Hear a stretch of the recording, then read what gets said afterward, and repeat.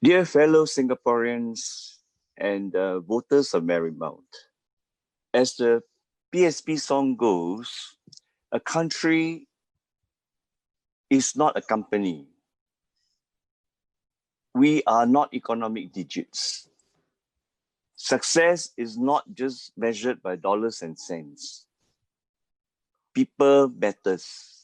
People matter. Singaporeans count. PAP is obsessed in growing the economy at the expense of not building its people. We may be a first world economy, but it's not matched by first world people. So what is first world people? First world people are people who are mature, graceful, compassionate, and feeling secure with high self-esteem, and with a quality of life that enable them to participate in the arts, music, cultural pursuits, like what we heard from previous speakers. In China, you retire in dignity, and you enjoy your retirement years. So it's not just growing the economy, it's also growing people, making people feel dignified, secure, with high self-esteem. And also a vibrant, innovative group of people with no fear. Fear is not in their psyche. And that's what Singapore should be. And as a psychiatrist, I would like to help in examining the policies and study its impact on the well-being of Singaporeans. Policies that can affect the mental wellness of Singaporeans. And that's where I come in at a national level. For instance, tagging, electronic tagging, seemingly is effective in the COVID-19 crisis. You tag, you trace, you want to do tracing, contact tracing. But people are worried. When the COVID-19 crisis is over, people are anxious.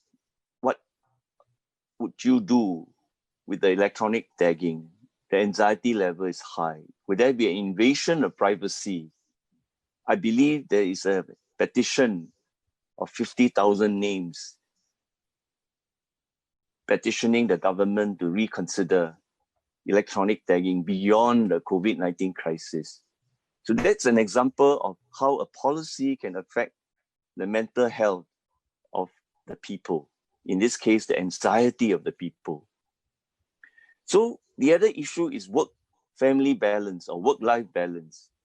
We want Singaporeans to be able to balance the two and to enjoy life so that their quality of life is not affected. And more importantly, if you have that balance, total fertility rate will not be affected. The total fertility rate is one of the lowest in the world at the moment. So at the national level, that's how I would contribute. At the local level, I want to make Marymount a model constituency, and a constituency of 23,500 voters who can feel proud to live in Marymount and their quality of life is well preserved and maintained. Marymount is very unique. It has got a western sector and the eastern sector. It's divided by Marymount Road. And it's a microcosm of Singapore. It has got rental flats in western Marymount, 5 HDB blocks amidst landed property, and you have the Shunfu estate near Marymount Station to the southwest of it. And the east of Marymount Road, you have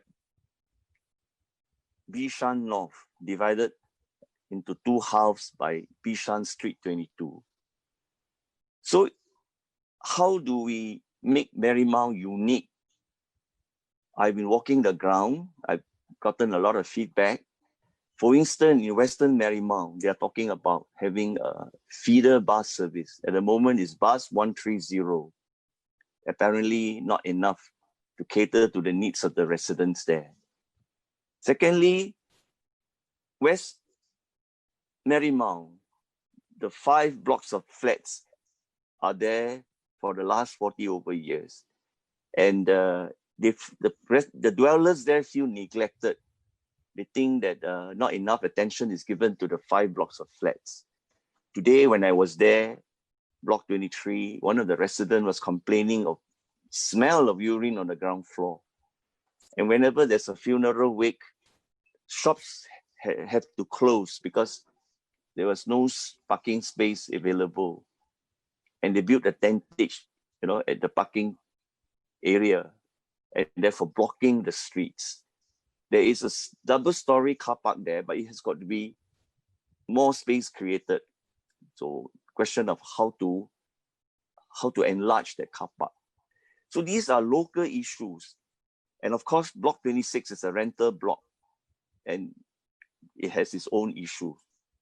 And we really have to find out how we can assist in beautifying West Marymount. For East Marymount, it's a different set of problems. I noticed many tuition centers in East Marymount. So when I'm in Parliament, if I'm elected, I would look into how do we standardize, how do we make sure that the quality of the tuition given, is standardized. Perhaps I need to form an education subcommittee to look into it. So these are issues related to East Marymount. Then finally, my opponent, Ms. Gan, first Brigadier General, woman Brigadier General, pilot in the armed forces. Of course, very talented, very capable. But in terms of experience in grassroots work, in community work, in her understanding of issues, I think I am more experienced than her. So we will fight it out in the remaining 3 days to see who is better in winning this battle between a colonel and a general. Whatever it is, I look forward to have the opportunity to build Marymount SMC. Give me your vote me into Parliament. You deserve better. Thank you.